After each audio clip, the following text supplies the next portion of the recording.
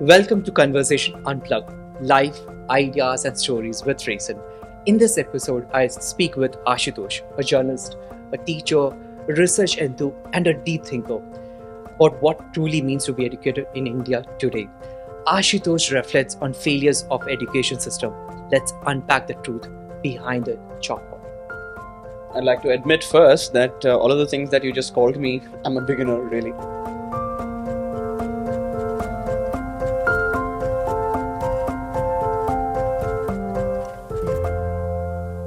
Hi Ashutosh, what's Hi. up? How are you? I'm good, very nervous. Done this before, first time. So, starting with the conversation, my first question is: you studied in both regular schools and alternate schools, based on Jiddu Krishnamurti ideas. So, how did this different experience shape the way you see the world? I've been to 12 different schools across the country, right? I have to count where all. uh, Mostly, most of the schools that I've been to, they're all Kendriya Vidyalaya schools. Right? I've been to APS as well. That was one time back in Bhopal. I was very little. Um, and I've also been to Billabong school, Kangaroo Kids actually, and that was one very elite school.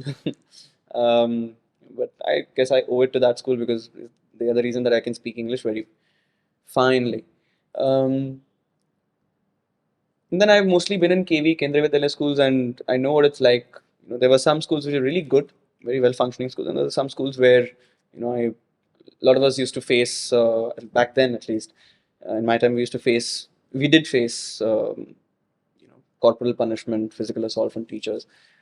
Um, Everybody thought that it's a thing of the past, but no, it still happens. In fact, it happened. It happens in the schools that we still teach in. But yeah, if you're a volunteer from an NGO or something, and if you're going and intervening in some school, uh, the point of intervention is that you're intervening there because that school requires that intervention because that school is not functioning as it should, or according to a certain standards of a given kind of modernity, right? So I've been a student, I've been a teacher, so I have both experiences. And as a student, I've been in both kinds of schools, like you said. I went to a boarding school. It's a school called Rishi Valley. It's in Chittoor district of Andhra Pradesh. But I think they must have changed the districts or something since the state split into two. I don't remember. I've not kept up with that. It's a great school. It's like you said. It's an alternate school. It's not. It is affiliated with the ICSE board and the ISE board as well. But despite that, the way that they teach in that school is very different from how I experienced learning in schools like Kendriya Vidyalaya, right? In Kendriya Vidyalaya, it was mostly rote learning, right? Yes, there were exceptional teachers. There were some very good teachers. I still remember the name of my second grade class teacher, MM Geeta ma'am. If you're watching, if you're anywhere there, please try to get into touch with me because I want to meet you again. Anyway, but teachers mostly focused on rote learning. Especially in language learning, they would make us by heart words and just not learn the meanings really, but just associate them with objects, and that's how we would learn. I felt that my grasp on language became a lot more stronger when I finally joined Rishi Valley. In Rishi Valley, the pedagogy is such it's the relationship between the teacher and the student is it's unlike in any other school. In KV, in any not just KV but in any conventional school out there in the country, there's always this inferiority and superiority complex, right? The student knows, the student is quite aware at a very young age that the teacher is at a different level altogether, right? So you don't call the teacher by their names. You don't address the teacher as if you don't feel it within you that the teacher is like you, another human being, right? Even if they're older. So you constantly fear, and that fear is very inherent. The teacher does not give you that fear. That fear is very learned. It can be compared with learned helplessness of sorts, and that gets exacerbated in the classroom as well. So you call teacher sir and ma'am, right? I suppose there's nothing wrong with that as such. But oftentimes in most conventional schools, you're afraid to raise your hand, you're afraid to ask questions because and I've experienced it myself a lot. Many times teachers have been very rude to the students, rude to me, like you don't know even this much, Because that's the point, right? I mean, I don't know. That's why I'm asking you. You're the teacher. Do your job, right? We didn't really have that. We didn't have that at all.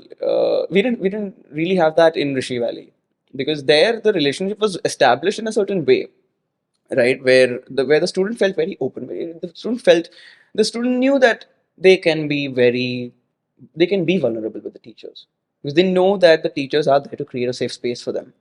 Every school has its mission. There'll be convent schools with their own mission. There'll be scenic schools with their own mission, right? And there'll be RSS schools with their own mission, right?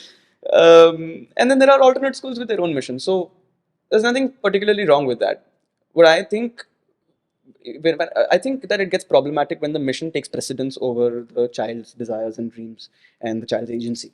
The school tends to socialize the child into a certain path.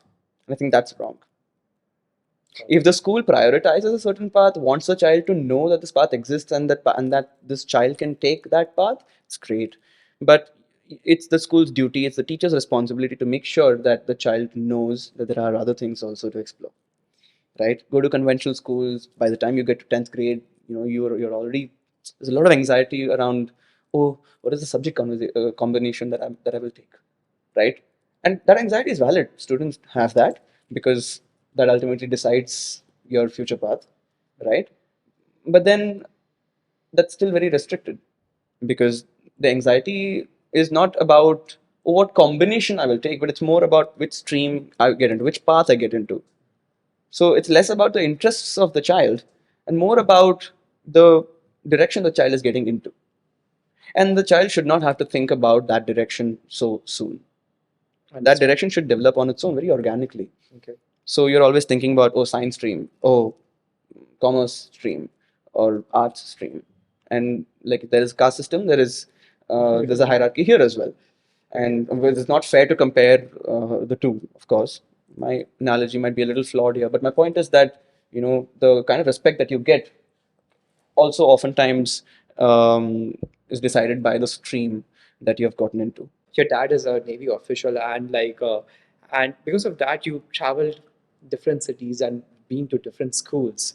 So, how did that change the way uh, that you think about the Indian education system or the schools that you have gone? I had a very multicultural upbringing. Also, I want to club into Hmm. one more question to this is like, what do you mean by alternate school? I'll answer that question in a particular way, Mhm. right? Which school did you go to, or what kind of school did you go to? ICSE. How was you went to an ICC Yes. school? Okay, good. Beyond the textbook curriculum that you had, and ICC is quite reputed with a very vibrant curriculum. See, the thing is that I'll tell you, my school it was more like I loved my English sir, the teacher. Hmm. His name was Sharad sir. So I was like, he he had like uh,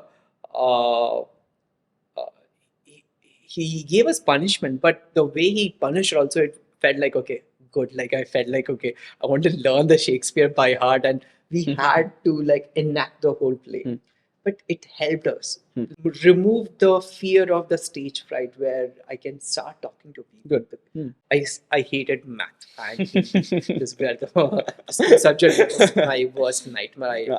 I personally, I can do math. I don't particularly enjoy doing math, but that depends on the kind of teacher you've had. But you see, what makes an alternate school is an alternate system, right? When I talk about conventional schools, they follow a very standardized system, right?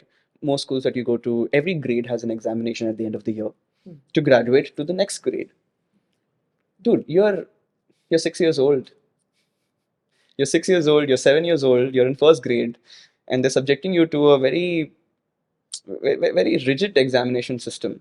And with the way that the examination system exists in India, it decides your social status. It decides your social standing, your positioning in society. And there do exist in the mainstream many families who take exams so seriously that first grade kids, sixth grade kids, they start sending them to coaching centers. You see what's happening here? You are meddling with the childhood of that human being. right? That child doesn't get to grow up organically, right? You're already giving that child a taste of the world before the child is ready to taste the world, even to taste the world. So that's what I'm talking about. Now, conventional systems. So when I say conventional school, I'm talking about conventional schooling systems. So it doesn't limit to the institution of a school, like a building or the arena of a school, but it also extends to the family. The family is the first school you go to. You're born there, right? Education always starts at home. Alternate schools are is where I'll take the example of my school because that's the only alternate school I've been to, right? In Rishi Valley, we didn't have any exams. We still don't. I keep visiting. That umbilical cord. It's just it never. I'd never get attached. I don't want to because I grew up there, right? My childhood was there, albeit I grew up still way too fast, right? There we didn't have any exams. We didn't have uniforms. The school, not only that was the school's mission different. It was their whole outlook towards life was very different. They believed in shunning competition altogether, right? And they encouraged students, actually discouraged students from comparing with comparing with each other over the most frivolous of things, marks or class, social status. Oh, I have a better board game than you. Oh, I have more board games than you. I have the means of production, so I'll exclude you. So I'll have more friends. You'll have less friends. So you're saying there's no competition over there. There is no competition because So students. how do you grade? Like, okay, How do you? what is the grading system over there? We don't have a standardized grading system. The teachers are so very well trained that and they again, like we have alternate education, they have had alternate training, I suppose. But I've not been a teacher in Rishi Valley. I've only been a student. I've been on the receiving end of their system, of not system, but I've been on the receiving end of their philosophy, right? So the teachers, so at the end, if you go to a conventional school, then at the end of the year or the end of a semester or term in a school, you'll get a report card, right? You'll be graded. There'll be A, B, C. Sometimes you'll have numbers, but sometimes the school thinks, oh, numbers is too much for kids. Let's grade them with A, B, and C. It's still the same thing. It makes no difference, right? Because your child is still being graded and then judged based on that grade. Judged not in terms of learning level. No, ultimately you're sectioning the students, right? A section, B section, D section, and that's not right. Right, I'll come to that point later. In Rishi Valley, we didn't have report cards, right? The teachers would it was a very it's a very very descriptive way to evaluate students, right? At the end of a term, um, a report, not report card, but a report would be sent to parents, and it was only meant for the eyes of the parents. The children were not supposed to see it. But the parents usually share it with the kids. They do, Yeah. but that's the parents' fault. They shouldn't be doing that because the child. It's a very confidential thing that the child should not be subjected to such honesty at such a young age from teachers, because the teachers are going to be very honest. It's their job to be honest, and you have to. There's accountability involved here, right? And that report which they send, it's a very descriptive report. They describe the child. Every subject teacher describes the child. The class teacher is the one who evaluates the child overall, right? The child's performance. They keep observing the children. They keep evaluating, assessing the children, their personalities, and how the children's growth has been, not just academically, but in a very how their social growth has been Okay. So how many students are there in a classroom? in Rishi Valley. Yeah. It depends on the grade also, but Yeah, for example- the lower grades usually it's like 20 per teacher, and that's the Okay. perfect ratio. Okay. It's So yeah, I wanted to see the teacher and the student. yeah, ratio. they make sure that it's as much as possible they make sure it's 20 to 1 teacher, because handling more than that in the same classroom, it's not good for the teacher and neither is it good for the children. Okay. Because the more the children are there in the classroom, the more chaotic it gets. The classroom management becomes very difficult, and this is for the teacher. And the more the children there are in the classroom, the more difficult it gets to supervise social behaviors in the classroom. Because then you'll be busy controlling or trying to gain control over one part of the classroom, while the rest of the classroom will be it'll be a situation of anarchy, right? There'll be bullies, there'll be the bullied, right? I've been one to get bullied, right? I've been bullied all my life, so I've seen it, across schools.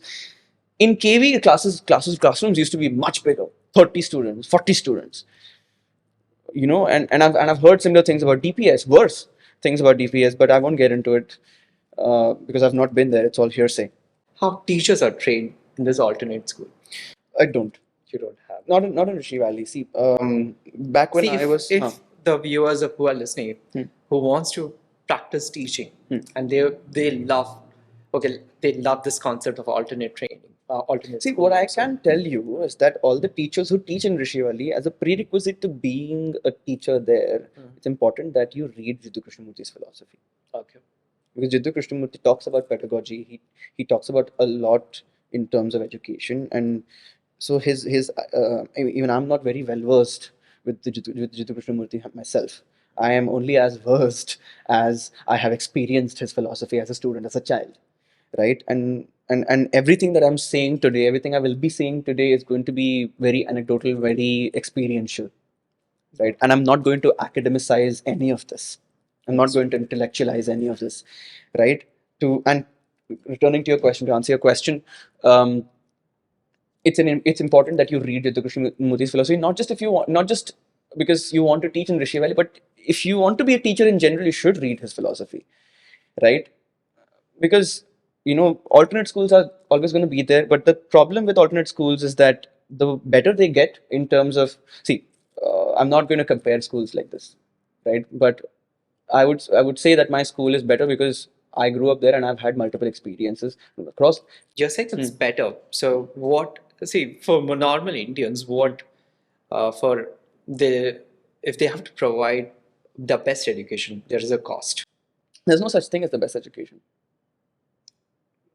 Good education. There is education, and then there is trauma. But what is the No, cost? sorry, I should take your question seriously, but yes, go on. But what is the cost involved to study in an alternate school compared to a conventional school? It's a lot. So I was going to come to that. The better a school gets, the more closed it becomes.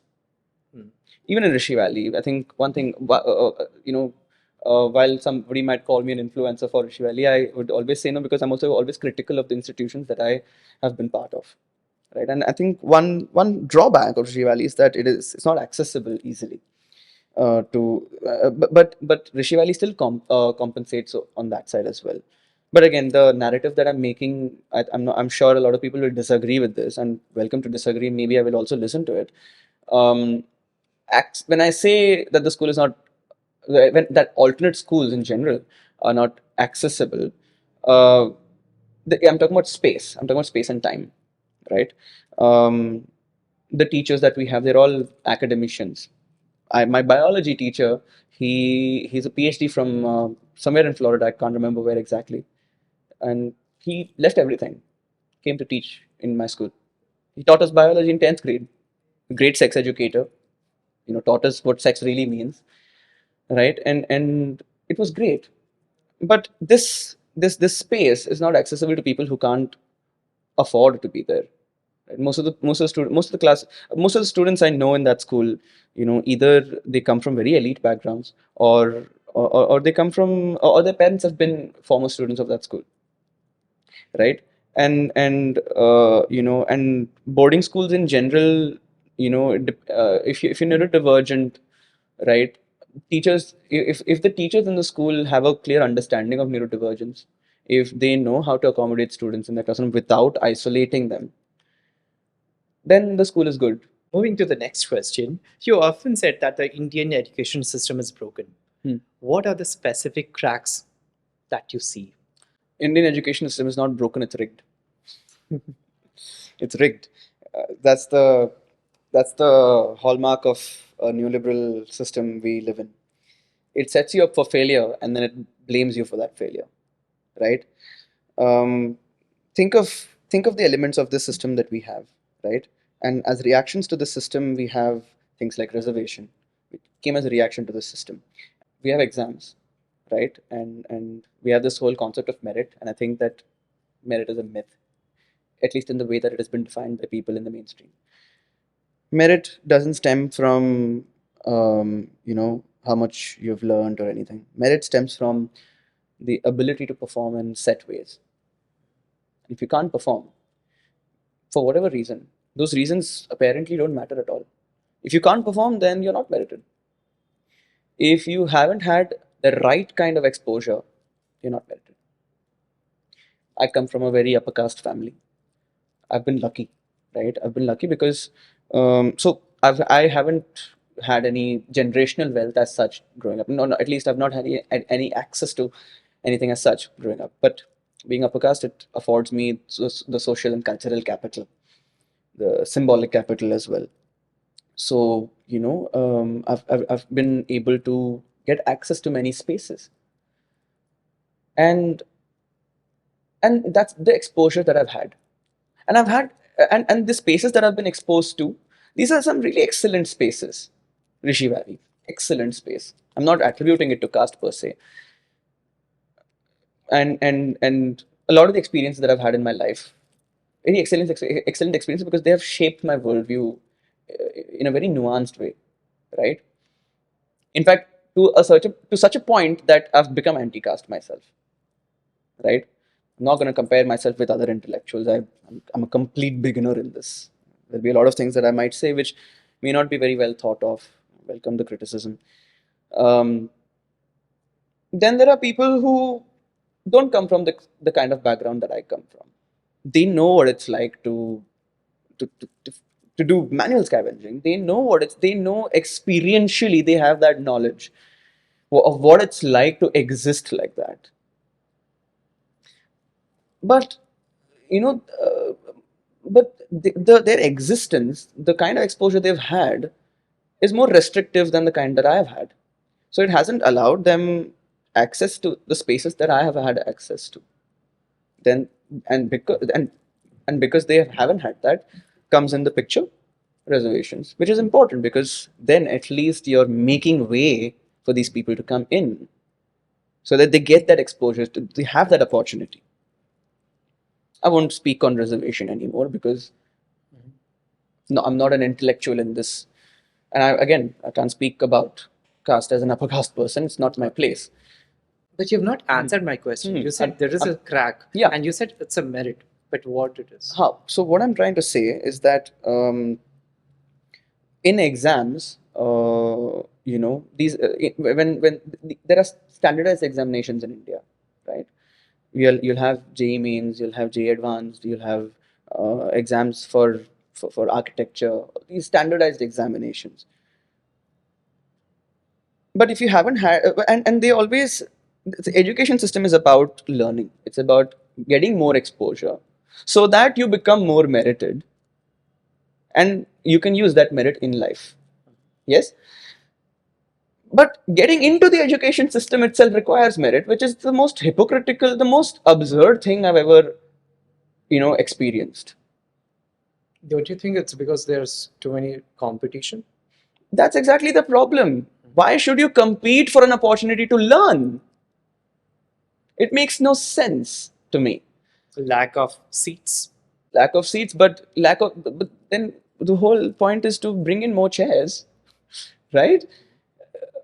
There are limited number of IITs with a lot of competition. All the good teachers, the high caliber teachers, the merited teachers, they all go to these amazing institutes, but these institutes are gate kept. Why? Because students, you don't deserve to learn if you don't have merit. Like, you don't deserve to be in this institution. You're not qualified to be in this institution because आपके 12th standard के marks कम आए, because you did not score enough in JEE Mains. Right? But the point is that I want to learn, na?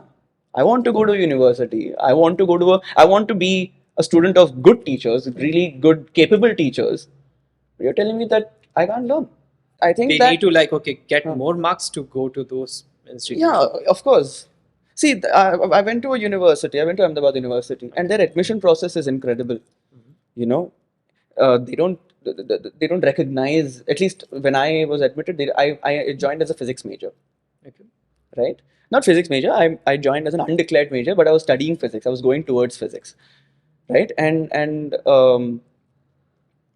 there was no exam for it. You want to get into ICER, you want to get into IISc for physics, you'll have to write JEE Advanced or something. You'll have to write one of those exams, really competitive exams, right?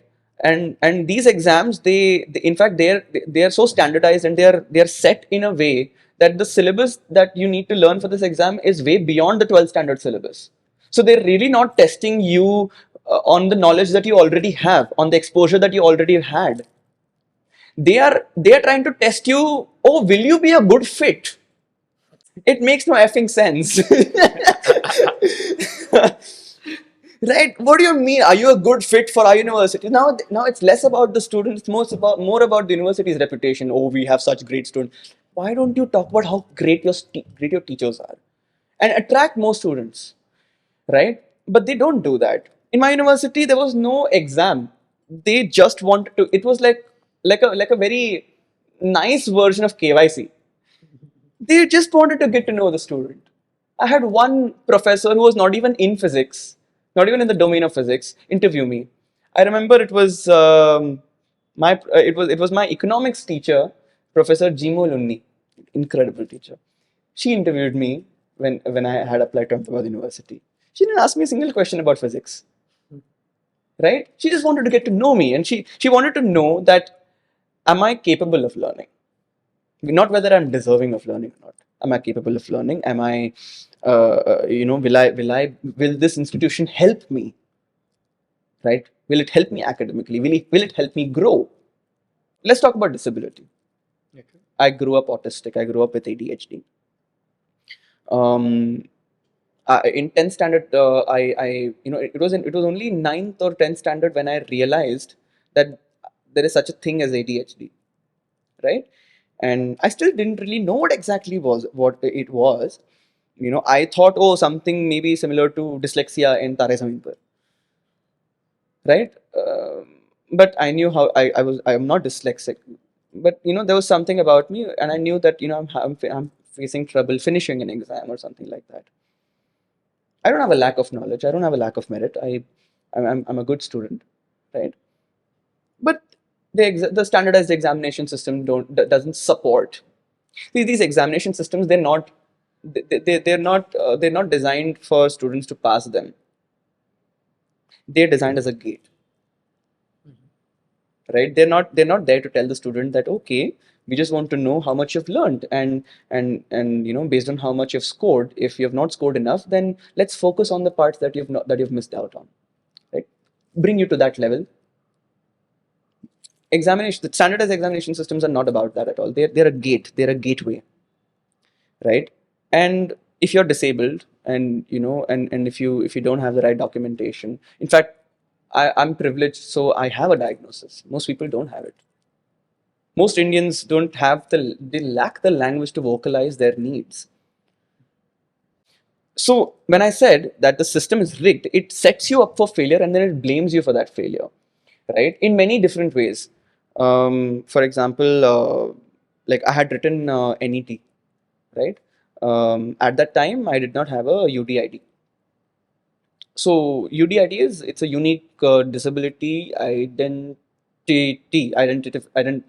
card, right? It's a long, humiliating process to get a UDID card. I did not even know there was such a thing called UDID, right? And I wrote the exam. I missed out by 20 marks for JRF. I qualified in the exam, but I missed. Qualified why? Because I'm good. I'm able to do it, right? Qualified for PhD, but missed out on GRF. Why? I I just if I had gotten just 10 minutes extra, just 10 to 20 minutes extra, depending on the number of questions I had, I would have done it. Sorry, NTA, as an institution, I mean, in my personal opinion, they're not aware, they're not aware enough about disability, right? They think, you say disability, the first thing you think of is a person in a wheelchair. They are disabled in their own right, but you have to go beyond that, right? um, I've written a long opinion article about my experience of ableism in the world. Well, in a nutshell, I'll just tell you that when I say that the system is rigged and it sets you up for failure and then blames you for failure, now I'm somebody who's disadvantaged in this setup. Now, what helps me, and I've been under medication for years now for ADHD. I take meds, and as you're supposed to be taking them on time, right? The exam itself is designed in a certain way. You have to enter the examination hall 1 hour, 2 hour early, 2 hours early, right? I have to take my meds on time, and I can't take it that early because effects will start wearing off. They won't let me take any. They won't let me wear a belt. They won't let me wear my sandals. They won't let me wear because unfair means, dude, who is good? Like, are you that paranoid? Okay, fine. You have reason to be paranoid, sure. But can you at least respect the humanity of students? They have some dignity there. And I'm a disabled student. I need my meds, right? It's unfair that I have to prove to them that I'm disabled. It's unfair that I have to have some kind of an approval to show to them that, look, I need this med. And they say that, oh, you can't take your meds inside, sorry. It's unfair means. Dude, it's already unfair. This med is what will make it fair for me. Their idea, and Did they allow you? no, and there's nothing I could do about it. I just had to go. Now I want to know a bit a personal side of you, like who was your best friend, or is it like your teacher or your classmate or anyone whom you shared your personal Feelings with. feelings? One friend I made in school. We both joined the school at the same time. We both joined in sixth grade only. And we were there till 10th grade, right? And we both left together. We had similar reasons to leave. Um, when we became friends, we both were in different sections. He was in A section, I was in B section. I had a lot of trouble, wasn't able to fit in very well. I wasted most of my childhood trying to fit in. Perhaps that's why I always keep saying that I grew up too fast. Um, Wasted most of my childhood trying to fit in. Never really explored myself, understood my sense of self. I didn't have a sense of self. Constantly worrying about what others think, constantly being scolded. Not just by teachers, but by my fellow students, because I was always ostracized so much that I kept trying to develop strategies to get included, right? And growing up, I realized the importance of having the means of production, having control of the means of production.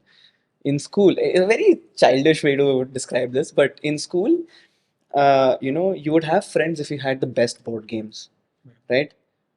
And the better the board game, the more friends you make, because the more friends play with you, right? The more fascinating the game is, the more fascinated the other students are. I did not have any board games initially, right? And my friend is a really rich kid from Punjab, right? He had Monopoly International, so it had that credit card thing in it, and it was very fascinating, right? Everybody used to play, and I used to get into fights with him a lot. And then he would never include me. He was like, "No, you're not my friend. Go away." So, we would have disagreements, and he was growing. I mean, we were all kids. We were all jerks to each other. And this kid was very pompous, and I used to feel very. I had that inferiority complex. I grew up with that. So, and I decided that I pestered my parents, like, buy me this board game, buy me Monopoly, buy me Strategio, buy me this, buy me that, buy me a G-Shock watch. Everybody's wearing a G-Shock watch, right?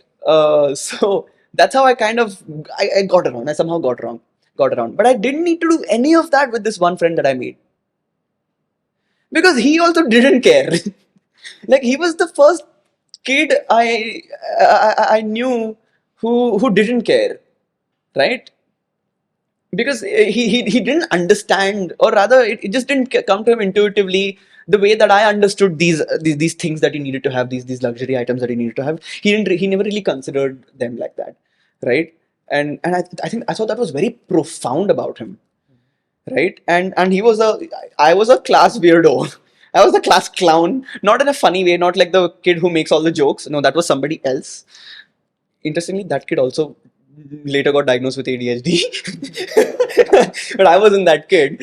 But I was the weird kid who, tried too hard to fit in, did stupid things to get attention from other classmates because I wanted to be seen, because I never felt like I was seen and considered. Not seen, but never. I just never felt considered, right? Considered socially. But I didn't need to do any of that with this one chap that I made friends with, right? He's now studying astrophysics, and he graduated from UT Austin. He studied astrophysics. Now he's gotten to a PhD program, um, right? We became friends in sixth grade. I had a lot of trouble in B section, so I was then shifted to A section. I was having trouble in my own dorm, like we call it house. I was having trouble there, so I was shifted to another house. Within the same year, but they don't do that. Like for both terms, you stay in the same house.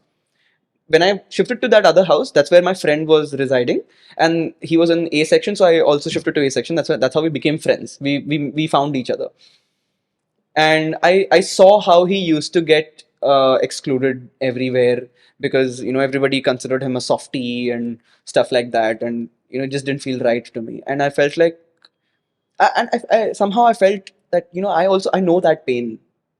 I knew that pain, so I thought that I need to be with this guy, so I can be vulnerable with him, right? And that's how. So I would share my feelings with him. He would share his feelings, but we would still get into fights. We were still exploring each other because both of us were wasting a lot of time trying to fit in. We both were mentoring each other, right? We would develop strategies of how to fit in. Oh, okay, if somebody's trying to eavesdrop on your conversation, then how do you suddenly change topic and protect the privacy of yourself, right? We would develop strategies. We would mentor each other. We would have these self defense mechanisms, coping mechanisms that we would share with each other, right? And there were times when we became bitter enemies, but we still ended up back to each other because nobody would take us. Well, that's a sad thing, but I think it's still a very good thing in a way, because we were meant to be friends. We were not we were not meant to you know separate, and we were inseparable in school. So everybody, like, I would go somewhere, and all the teachers were like, "Where is your friend Neil?" I'm like, "Oh, he's in the house." I was like, and then if they would ask Neil, like, "Where's your friend Ashutosh?" Like, "Oh, he's somewhere. We would know where we were, right? We graduated, and much later he ended up getting diagnosed with autism. Like, no wonder, bro. This is why we became friends. We just attracted each other, right? We were drawn to each other. We knew we had to be friends. We became friends, and it's like that. So great friend of mine. We're still friends. We still help each other. Now we don't talk as often because he's on the other side of the world. I'm here. I'm still here. But we still keep catching up. Can you explain how bureaucracy and education policy hinder reform at grassroots level? I've been a teacher. I was part of an NGO. I was intervening in schools. Um, One school. So I've taught in two schools. One was a government school and one was a private school. The government school, oh, very very, very hostile environment, right? And there is bureaucracy, and then there is the pathological side of bureaucracy where there will be rules, but you will not care about them, and you'll make your own, right? And it becomes like a bully head teacher, and all other teachers will be bootlicking, right? um, Problem with bureaucracy is that there's no system of accountability, no proper system of accountability. um, the head teacher brutalized children in the school. For the viewers who know what Matilda is, Miss Trunchbull, or far worse, um, she used to brutalize the kids in my school. She would randomly come into the classroom, beat the shit out of my children. You couldn't even, like, as teachers, you can't even look away, because if you look away, it really hurts her ego. right? And one day she beat up one of my kids, and I decided, yeah, I'm not tolerating this anymore. I have to stand up to this. Where does this happen? Bangalore. I will not take names. I'm not going to give any identifiable information because I have to protect myself here.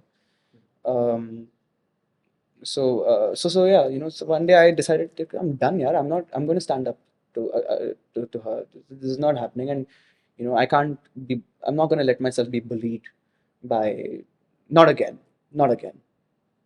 You know. So I stood up, and I had to get transferred out of that school, right? Um, Like you said, you stood up. What did you do? I broke her baton. It was very difficult to break. I tried breaking it with my hands. It didn't break. Like, and then I threw it out of the window. It was very scary. It was happening in front of my kids. My kids, oh, I wasn't crying. The kids were crying because they're like, oh no, we're going to lose one more teacher. See, this is how the bureaucracy is. Bureaucracy doesn't either it is too bureaucratic and it doesn't it is too bureaucratic for any meaningful function, or it just doesn't function. It's dysfunctional, right? There's no system of accountability. You go to the head teacher's office and there'll be a little board, child helpline number 100 something, and right there she'll be brutalizing a child because what, he didn't stand properly in the assembly. It was traumatic being in that school. Took a lot of therapy to get out of it. Like get out of, like, to be able to even talk about it. Even then I don't really like getting back into it. um, that's one of the issues about the education system being very bureaucratic. And the thing is, because bureaucrats are working, they are the ones who are running the education system. They don't really understand what's happening at the grassroots level, right? Very recently I was transcribing some interviews, for some foundation. I will not take the name. And this foundation was doing a research about teacher agency, right? It was an impact study. They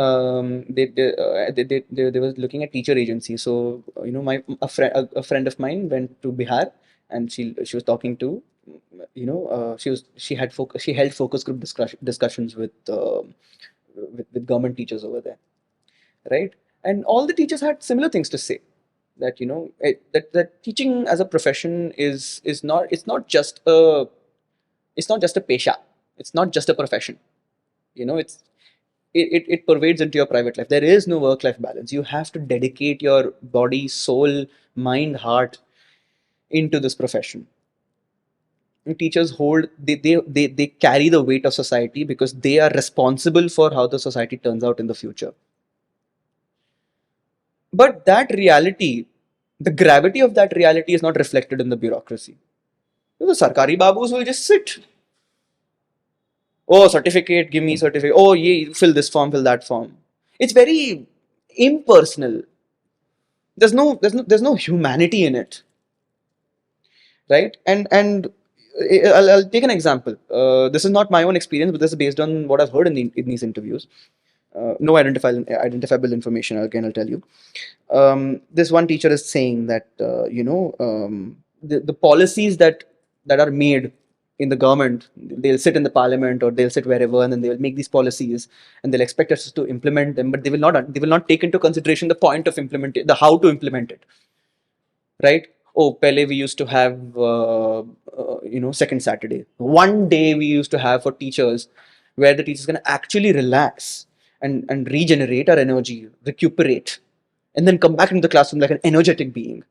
That took away that, right? Or they'll say, oh, now we have to take standardized examinations, but these examinations themselves are very poorly designed. Teachers don't get to design them. The board designs them. The board doesn't. Board has no ground knowledge, and then they'll design these exams, and we have to execute them every week. We'll have to correct these examinations. Then we have to then we have to correct the copies, the notebooks of these students, and we have to submit a report of that also. And then we also have to, and in the same time frame, we'll also have to conduct a PTM. Where is the time to do any of this? How do you expect us to deliver everything? This is what that teacher was trying to say. There is an absolute disconnect between the policy makers and the teachers who are actually teaching on the ground. The thing is that our education system is not building a proper workforce also. They are not teaching for the future. They are just teaching whatever is there in the curriculum, and it doesn't help the future generation, or it doesn't help them with any sort of The education system by nature is a factory education system. Yeah. Factory education system it's a real thing since the Industrial Revolution. But Rockefeller also kind of preached the same thing. Factory education system is so when during the Industrial Revolution, the education system underwent a lot of reforms, not for the good, not for the better, but to produce workers, to produce robots. Because that benefited the Industrial Revolution. It didn't benefit the Industrial Revolution. It benefited industrialists, right? And today, we're in a post-liberalization India and post-globalization world. There is so much access to information that it makes more sense to curb the curriculum altogether. now people are just focusing on the religion part, like, okay, Exactly. It makes no sense. I mean, I mean, there's like you're not learning about geopolitics. You're not learning about how your current politics is shaped by your medieval history. Instead of teaching them about Mughals, instead of teaching them about Delhi Sultanate, how they ruled and their policies, their methods of taxation, the way that they handled the economy, how the GDP of India at the time, how did they manage to maintain at such a great level. 20 I'm not sure of the statistic properly, but around 20% of the world GDP was India around this time. Why do you think we were colonized by the British? yeah, Right? that time we had great universities also, like Nalanda and one Takshashila University. Takshashila is now in Pakistan. Yeah. Now we are just focusing on, let's rename the street. Yeah. We'll rename. See, this is a reactionary behavior. This is a reactionary politics. Education is something that is very inherently political. You can't take away politics from it, right? You can't take out politics, or you can't isolate it from politics. Okay. That was really intense. So now moving to the curriculum part, if you had the power to redesign the whole curriculum, what are some non-negotiable changes that you will implement? First thing is, given the current context, bring back the Mughal Empire, bring back the Delhi Sultanate, but make it more nuanced. Why? Nuanced because they're important. You need to study them. You need to study how the economy of this subcontinent functioned at the time. How we maintained a very steady and good GDP, uh, and what the social context was at the time. How were we ruled, right? What was the human experience like at the time? And also bring back the Mauryan Empire and get further into detail about how rule was like at the time. It's this these are very important aspects when you're teaching history and geography. The way the current scenario is, like, people are, the whole system is trying to remove this part from our syllabus itself. Reactionary politics. um, I suppose as an individual, there's nothing much I can do about it except if I'm teaching, then I'll go beyond the syllabus and I will teach this. Even if it's not going to come in the exam, students need to know. So I will teach it. But you've asked me about how will I change the curriculum. Changing the curriculum, If you had the power. if I had the power, then I would bring these changes. And apart from this, see, I'm from a social science background, right? So that's priority for me. So I would bring back these changes, and I would make social studies a little bit more nuanced. Less rote and more nuanced. Less about knowing which author wrote which book. But really understanding these texts that they've written, situating them in the political context in which they were generated, right? So I would like to bring that into the school curriculum, so to introduce students to what academia is like, right? That I would do.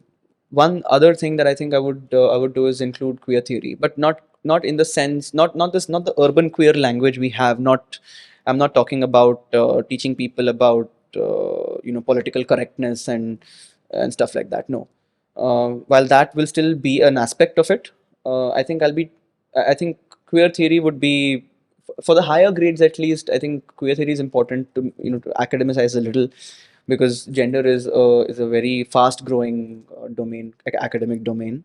In the lower grades, I think I would include queerness. I would include queerness in the curriculum. My goal is to teach students that whatever systems you're a part of, whatever social systems you're a part of, it could be gendered systems, it could be any kind of system, you need to question it. You need to, because I most of my childhood, I again, like I said, I wasted all of my time trying to fit in rather than finding myself, right? I don't want any student to go through that. Understood. I'm lucky that I went to a university where I had the space to really figure myself out and come out. I didn't have that in school, and I wish I had that in school. I wish I was as proud as I am today in school, right? Because if I had that pride, if I had that confidence in school, then maybe I wouldn't have been. Maybe I would have been able to defend myself against any kind of bullying I've already faced, Got it. right? So queerness, I think I would include in the younger grades, and the nitty gritties of it, I guess it'll take some effort and time to really design the curriculum well. But I think one thing I'm very critical of teaching queer theory as if just like in terms of labels. I don't want students to label themselves. I want them to understand queerness as a space where you can be liberated. You can be whatever you want. You know, so like developing a sense of self, developing a very unique sense of self. I'm not talking about hyper individualism. I'm talking about developing a sense of self, and I think that students need to learn it at a very young age. They need to learn it. Earlier in our discussion, you said there should be a brute force. Hmm. So I wanted to ask, what kind of brute force do you think it is required to make a real impact in the education space? Making a real impact with brute force requires a collective conscience. It requires multiple teachers to realize that they have this bodily agency to make sure there is a brute force, and to make sure that the system को अपनी औकात दिखा दो, that ki listen, we are the ones because of whom you are still running, right? I did that. I failed miserably, but because I was alone, right? Nobody else was there who did it with me. I stood up, and I was transferred, but I still registered an example that no other teacher in that school has, to my knowledge at least, no other teacher in that school has ever stood up the way that I did. So blatantly stood up to a bully like the head teacher.